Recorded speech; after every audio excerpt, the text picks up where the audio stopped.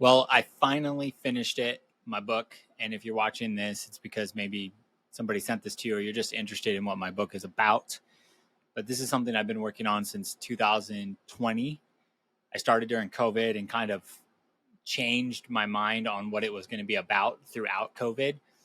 And then as we kind of came out of COVID, started to revisit some of my thoughts, kind of wrote 30,000 words and then scraped it or scrapped it and then went back to it. And really, it comes out of this heart that I am an online pastor and the online community pastor at Saddleback Church in Southern California and have been full time since 2013. And I had this great luxury of being able to think about digital and streaming and all these elements, and had talked to thousands of churches, spoke at conferences, wrote a couple ebooks, traveled around the world. And I know that this topic of digital and the church is a hard one. The average pastor doesn't get to think about some of these things as much as I got to. And it's a privilege. And I came to faith at a small church, a church around under 500. And now I've worked, almost 15 years at a church, one of the largest churches in the world. And I know that there are different things there. And so this book came out of this idea of, how do I give something back to the church that is actually helpful? And so the heart behind this book is digital is confusing, it's complex, and I kind of lay out some principles and some tools and some things you can copy and paste that can help you think about digital strategically. I wrote it in such a way for it to be for any church member or volunteer. It's not meant just for the pastor. This is something you could even go together through as a team, as a staff, as with all your volunteers, and kind of walk through. I have some exercises and even some questions at the end. I poured everything I have into this, and I got to say, I'm pretty proud of it. It was almost 4 years of work, and spent a ton of money hiring a proofer and editor and getting stuff designed and getting it all figured out. I probably won't get back what I invested into it, but I really am proud of it. And that's a whole nother video talking about me trying to get it published with a big publisher, and kind of last minute a big publisher backed out, and me going down the self-publish route. And so I'm going to say this now, and I'll say it at the end. This book is available on Amazon as a print and ebook and an audio. It's also, the audio is available on Apple Books, and the ebook is there as well. Also, Barnes & Noble, the ebook is there, and Google Books. And then if you go to my website, I actually sell some bundles where you can buy it for a very affordable rate, the PDF and the audio together. And I give some rates where you can license it and give it to your whole church or your whole teams or a smaller team. And so, but please, if you buy it, leave a review. But I wanted to go through in this video a little bit about what the book is about. And I thought, what better way to do it than just going through the PDF of it and just kind of walking through it. So the title is Online Church is Not the Answer, Beyond Just Streaming to Hybrid Disciple Making. And really the heart behind that is, a lot of people, when they come to online church, they think just streaming and they think digital, and it really stops there. A lot of churches just embrace digital strategy around streaming your church and getting your giving online, and it stops there. And my heart is that it's not just about those things, and it's about holistically thinking about what is your church trying to do, and then picking the appropriate tools, platforms, and strategies that make sense. And a lot of churches, unfortunately, are copying the larger churches, which is logical, because I think most pastors can't think about these things. And really, I don't believe the best biblical experience is a solely digital one. I do believe God is moving and working online, and there's tremendous opportunities there. And so my title is kind of meant to catch somebody who's kind of maybe on the edge and doesn't really believe what's possible online, and kind of convert them. And so, and I believe there's so much more to be done with digital, and that will make more sense in the coming years, decades, and so forth. And so I'm really trying to get you to think about digital in a more holistic way. There's kind of a manifesto for the church of, this is how you should think about digital. And so I was very grateful to get some amazing endorsements from, our founding pastor, Pastor Rick, our new pastor, Andy Wood, Brady Shearer. One of my friends, a couple of my friends were giving me grief in a good way about how many endorsements I got. They're like, wow, it's just 4 pages of endorsements. But I've been super grateful by some amazing friends, mentors, and just people that said yes. And so, but on that, I do want to start with the table of contents. At a high level, I have kind of 30,000 feet thinking, and then I have a framework thinking, tactical ideas, and then ideas to ponder, and then I kind of have an appendix 1 and 2, and I'll talk about that. I'm not going to go through obviously everything in the book, but I wanted to give you an idea of what you might get out of this. I start my book with first this. This is actually kind of a joke. When I was in college, the Message translation became kind of popular and a little controversial. And my friends and I used to say first this, because if I'm recalling right, the Message starts that way in the beginning. It says first this. And so instead of saying introduction, I played on it and said first this. But I kind of talk about this idea that when I started as an online pastor or started in digital ministry, I was in seminary at the time at Talbot School of Theology here in Southern California. And I remember going to one of my professors at the time and just asking him about digital and online church. And he looked at me like I was a Gnostic and just totally like had no idea what I was talking about, because it was still pretty early. And really, my hope with this book was I didn't have a lot of people to talk with when I first got started. There wasn't a lot of frameworks and resources. Very few existed, if anything. And I hope that this book can be one of those resources that people give to people as they're thinking about digital at their church, and not just streaming church, but more holistically, just how to embrace digital as a pastor and as a church leader. And so that's kind of where this kind of came about. I play some jokes in here. I talk about how our church has been streaming our services since the early 2000s. And it was like behind a login, and I have a graphic there of that, which is pretty cool. I was super blessed. I actually sent a early draft of this to Rick Warren, and I was just asking him for an endorsement, a very kind endorsement. Like I was just, and he actually he read the first chapter and he gave me some extra history about Saddleback, which was pretty cool, stuff I did not know. And so, yeah. So going into that, chapter 1 is all about thinking digitally. And really the idea of this thinking digitally is thinking about the idea of what's possible, and kind of, and I unpack this throughout the book, this idea of that, I think it's natural for us to run away from evil and things that are bad or places that are messy. And I talk about this idea of John 4 when Jesus goes to the Samaritan woman, and he goes through Samaria in such a way that he goes to a place where a good rabbi wouldn't go, because Samaria was this dirty place according to a Jew. But the scripture says he had to go through. And I kind of say that, like, I think it's natural to think of some of these digital tools as scary, like people will say stuff about TikTok or YouTube, and there's all these things that could happen. And I think we're supposed to be a light, and we lean into digital and some of these opportunities. Yeah, they can be scary places, and there can be some bad, but I think we're supposed to shine a light in these areas and be there, because that's where God's people are. And I think we have an opportunity to be a light in these spaces. Now, it doesn't mean you have to go to every space and use every tool. I think we have to think strategically about it. And this is kind of what I unpack, this kind of how to think about this at a high level.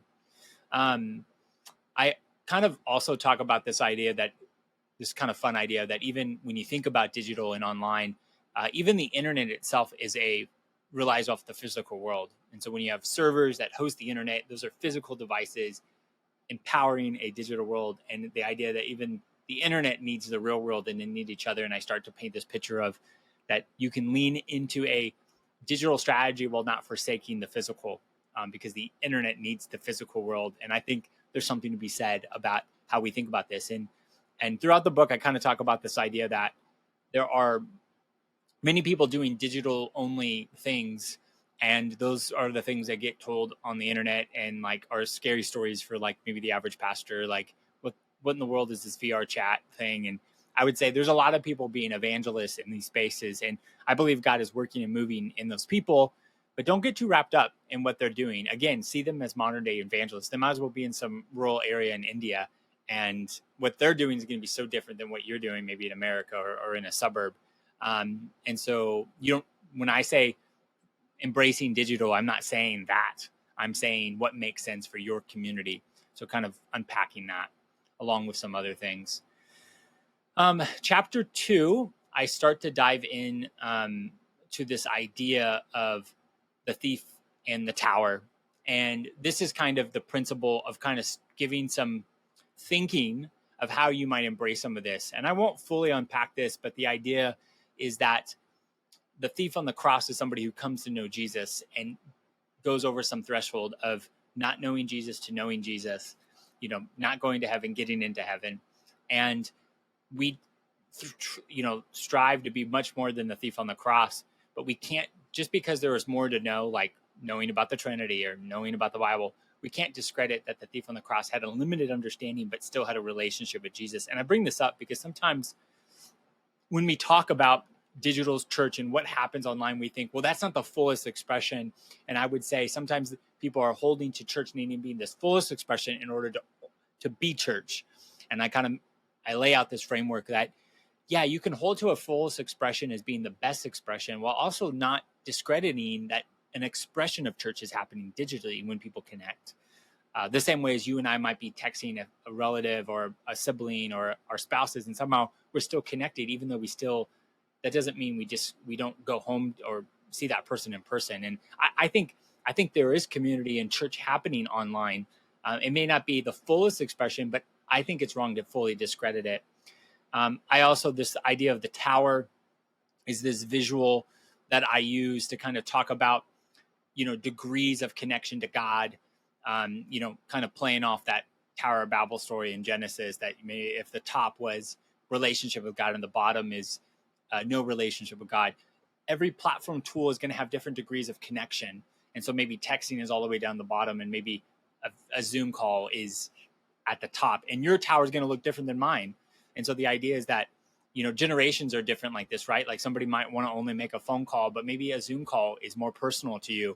And I say that, like, treat different spaces and tools and meeting platforms as degrees of connection, and don't underestimate that maybe your tower is different than somebody else's. And I bring this up because when you think about these tools, again, we're holding to face-to-face being the best. And I would go, sure, but let's not discredit these other things, and let's not all lop them together. And I kind of unpack this. And again, this is just more kind of embracing how to think about digital in a strategic way.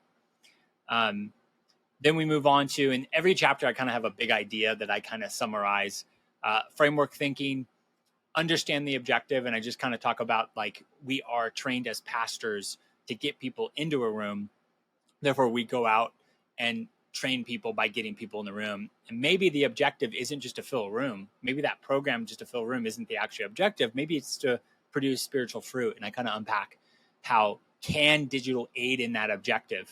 And I'm not saying cancel the physical program. I'm saying, can it come alongside? Is there something you can do better? And vice versa. And I think we don't ask that question sometimes. Like, maybe there's and there's a lot of variables here and things to consider, but really what is the main role of that program, that thing that you're trying to do? Is it to fill a room? Then fill the room. Don't cancel the event. But maybe it's something else. Maybe you can do it as a podcast or as some other deliverable digital. And sometimes digital can come alongside and aid it. And sometimes digital might fully replace it. Or digital shouldn't even touch it. We have to understand that. In chapter 4, I continue this idea of knowing your audiences. And in this, I kind of talk about that you have 3 audiences when you're doing things online. You have a new person local, you have an engaged person, and a faraway person. And I kind of lay out some frameworks that really a lot of the reasons why we do things digitally is actually for the engaged person, the person showing up every week. There's some new data out of the Pew Research Center that kind of supports this idea. I think Ryan Burr kind of documented this. That's where I saw him first do it, that there are people showing up every week in person, but they also want to engage in your stream. And the idea is that it's not really hurting your physical attendance anymore. But I'm not using it as just a streaming strategy, but understand people in the room want digital stuff, because you know what? I show up to every church every week and I want digital integration. And it's because this is becoming more normal. And we need to understand, like, investing in this isn't just for new people, It's also for your engaged person that's giving, part of groups and so forth. And then I kind of talk about far away. A lot of churches get distracted by far away audiences. Like we have a strategy at our church to engage, but it's part of our objectives. We want to launch more campuses and do this. So, but maybe you shouldn't think about somebody a state, a country over. A lot of churches got distracted during COVID about this because it was a huge opportunity. You know, you got somebody from another country, like, this is amazing. But I think sometimes that's super distracting to maybe what you're trying to do. Yeah. And so that was what that chapter is kind of all about. Then the next chapter is about picking your approach. I kind of talk about different levels of streaming and doing church online. This is kind of the old way.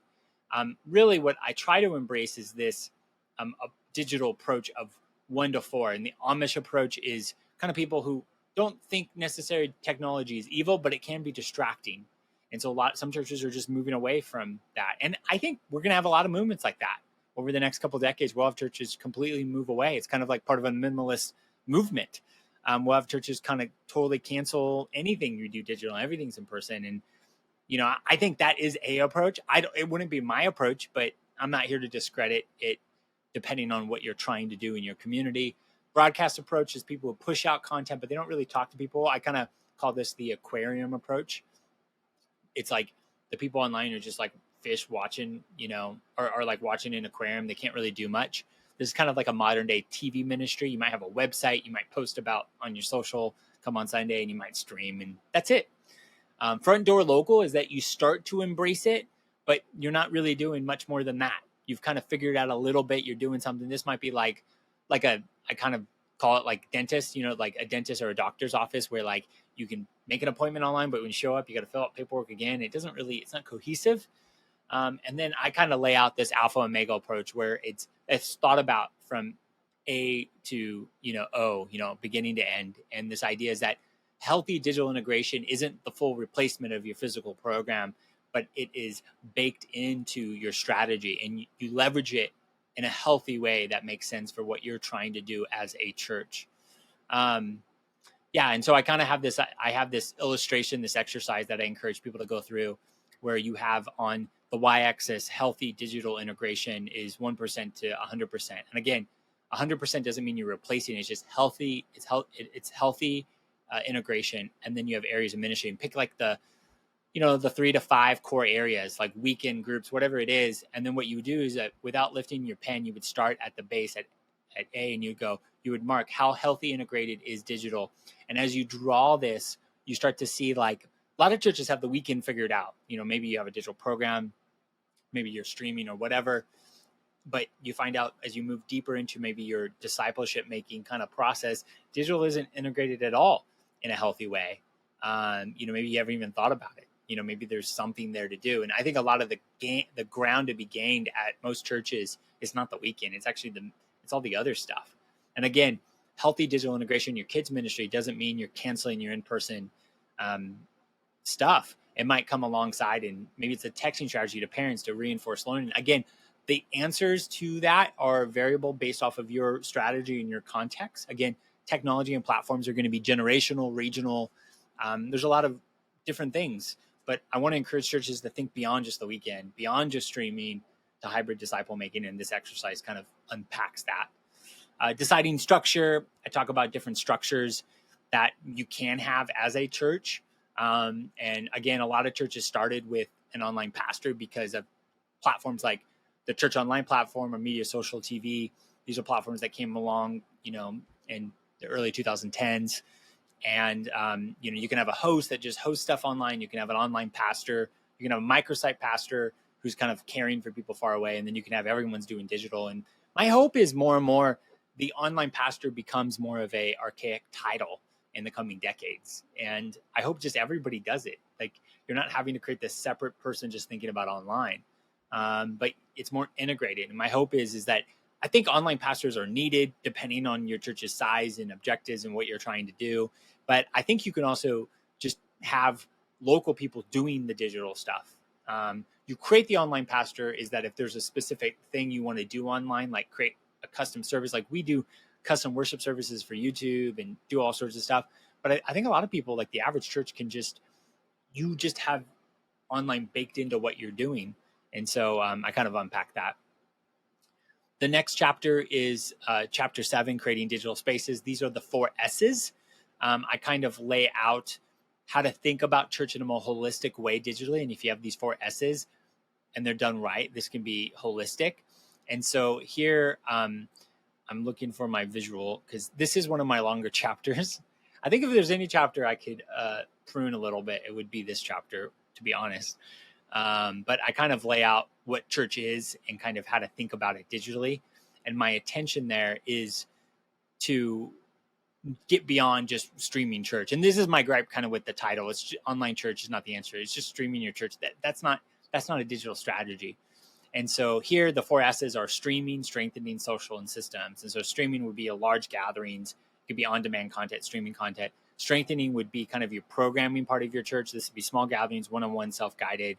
And then social would be your community spaces on Instagram, whatever. It could be YouTube and some deal. And then the one that people don't want to talk about is systems, internal and external systems. And I talk about like your digital strategy, be thinking about all 4 S's, not just streaming. Again, a lot of churches just have streaming figured out and giving, and then they're not thinking about anything else. And there's a lot more to embrace around digital. And these 4 S's kind of help you start to think about that at a higher level. And again, that could be true for every church, and it could be a volunteer team, for example. That could be a big deal. Tactical ideas. This is where I kind of get more like copy and paste. These are ideas to kind of spur on ideas for your church. I try to be fairly neutral on the ideas in such a way like it's not related directly to our ministry paradigm at my church. I've worked with and around various churches around the country and the world, and I know church is done. We all have the same kind of objectives, but the way we do church is going to be slightly different. So I try to here's an idea. So if you think about digital this way, if you have this type of approach, here's an idea. One of them is I talk about the power of online groups. I've started and have been over thousands of online groups and learned a great deal. That's how I was kind of positioned early on. I was an online groups pastor before I was really an online pastor. And the idea was if our online groups were healthy and I got people online from our streaming into groups, then our online community was healthy, was kind of the idea. And so I kind of talk about this idea of hosting a large online group on Zoom and kind of starting all together and using breakout rooms on Zoom. And it's a really cool way to get community. And I think most pastors, I really encourage them, you need to have more video calls with people. Streaming is great, but that is just a weekend blast thing. You need to get on more calls with people and interact with people. And if you just do once a quarter a large Zoom that you lead or a volunteer leads, this can lead to people actually connecting and getting into community. And so I unpack that in this chapter. I talk about why online groups are helpful. There's a couple different reasons there. And so 4 elements of online group: programming, platform, process, and places. And I talk about, you have synchronized, asynchronized. You have agnostic is key with platform, meaning you don't pick the platform as much. You can pick the platform you lead, but if somebody else wants to pick it, you just pick the platform that makes sense for your friends. Talk about this idea of moving all online groups eventually to in-person over a period of time. And then all online groups have a home base and a meeting space. And then my next chapter, I unpack how to get more people engaged in digital strategy. And I talk about this idea of having a digital summit. Most people who have digital skills at your church may not feel like they have a place, and you have the opportunity to make them feel that. And I kind of pitch this idea of how you can do that at your church. One of the things is just, like I talk to a lot of people like, why don't we have more volunteers online? And I say, just every 6 weeks, do a Zoom to connect with people online. And even if you have 2 people and you stack that 2 people every month for 12 months, you're going to have a lot of people. And again, less streaming strategy, more like developing people. The reason why we have so many people that engage with us online with our community is I've been the online pastor for over 10 years, and I've had the luxury and the blessing to be able to build that and pastor those people. But it started with doing a lot of Zooms with people, and I still do to this day. And if you stack those over months, years, and even a decade, you have a core, and that core will tithe. They'll be part of it, and it takes developing people. And again, I think a lot of people, again, they have online church, and they're using that word church not the real way. It's a TV stream. It's a modern day TV stream. That's kind of my thought. Again, that can be your strategy, but maybe don't use the word online church. Maybe just call it something else.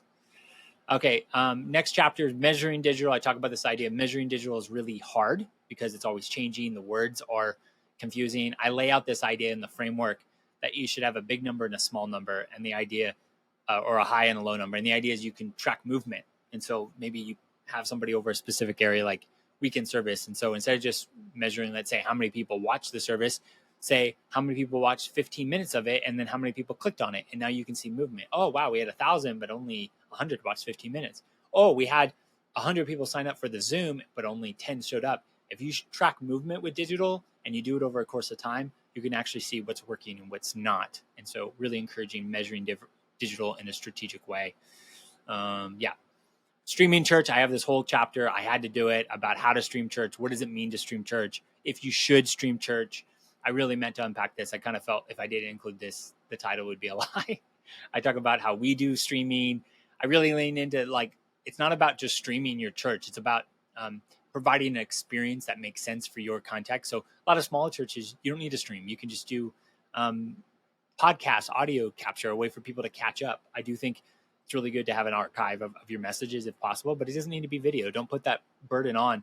I unpack a couple of the history of streaming and some of those things. It was a really fun chapter, and get into the nitty gritty of how we do some things at my church with custom elements online. And I think some of this would be more normal in the years and decades to come, but it was a fun thing to kind of unpack.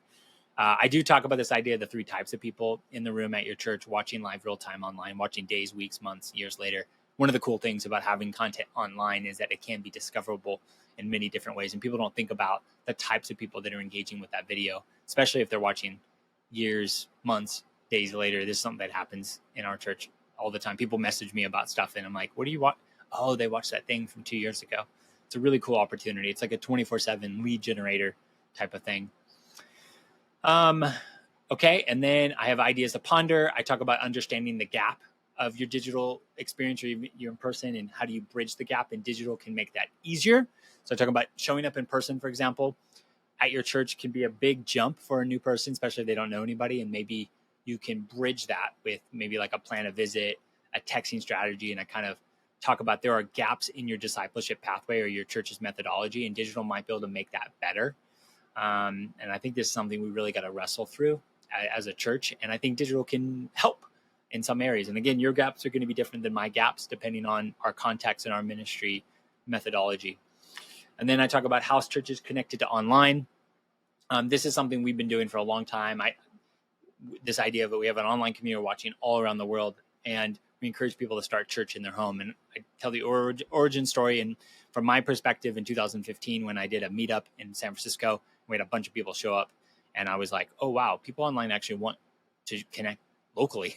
And so we started to experiment with meetup ideas, and now we call them extensions. And I unpack how we do this and what does it mean. Again, it's not meant for everybody. This is more like ideas to ponder. It's not something you should do. It's just like, here's something you could do if it was part of your objective. My church is doing a lot of this now, where we're looking at expansion, and we're using the online community to kind of facilitate connections to start future events. And maybe we can have a ground team before we ever launch the campus. And so this was a lot of fun. And one of the things, this chapter is probably the one that's changing the most as we're continuing to develop here, but I try to capture it as much as I can in the moment right now. And I hope it maybe gives you a little vision of maybe another idea down the line that maybe you could experiment with. And then we have a chapter on, I believe it's friction, if I'm remembering it right. Yep, friction is a good thing. This idea of introducing friction depending your church's objectives. What I mean by is, if your objective is in person, maybe there's some things you shouldn't do online, and figuring out where that line should be. And that's going to be dependent on your theology, your methodology. So like I use this example of my grandparents were like devout Catholics their whole life. And I experienced this at the end of their life when they were in hospice and kind of in the hospital, and both occasions. Taking communion was a big part of the ritual, the liturgy of their like faith. And they couldn't really take communion because it was only done at the local parish. And, I remember one time somebody came to the hospital, they had trained somebody to do it. And another time my grandma never could do it because she wasn't in the hospital.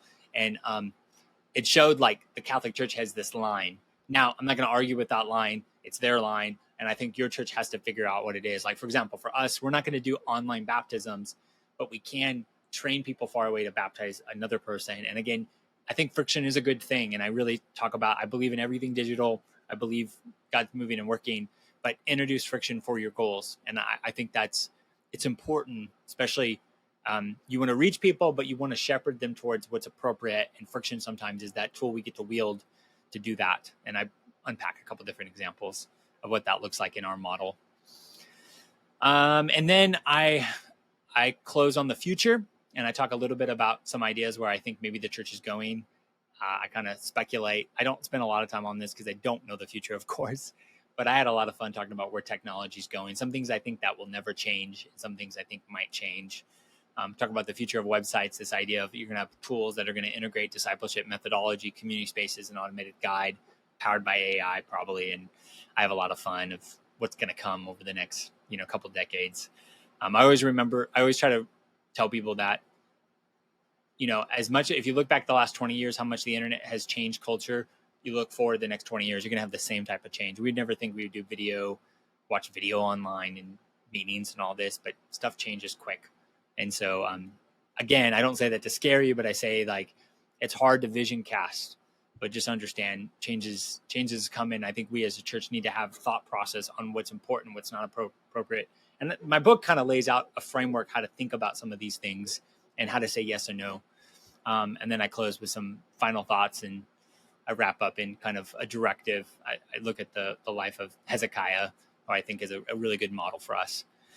And then I have 25 questions that you could go through as a team. And really that's there to bring to your church team to kind of walk through it. Again, this is something you can have your whole team go through, or you can just go through and, kind of walk through that. And then I do close with my last appendix is our church's online church model. And this is not meant to be something for you to do, but it's meant to be a guide. And I actually tell it in the form of a story, something that one of my first bosses, Dave Alford, had me do. And it's a really cool story. And I thought this idea of vision casting with a story really helped me and thinking about what's possible with digital. And so that's the book. It's a little, or if you do the audio, it's a little over 5.5 hours, a little under 5.5 hours. It's 240 pages. Poured my heart and soul in it. I really would encourage you to check it out. You can buy it on Amazon. Also, I sell team bundles if you want to go through it as a team on my website. You can buy the PDF and the audio there. I have some pretty discounted rates there. But thank you so much for checking out this video. If you got any questions, comment down below. And if you want to support me, check out this book and maybe send it to somebody. I'm very grateful for everybody that has bought the book so far. And I'm praying God uses it in a helpful way to help our church, the global church, move forward and embrace digital in a wise, strategic way.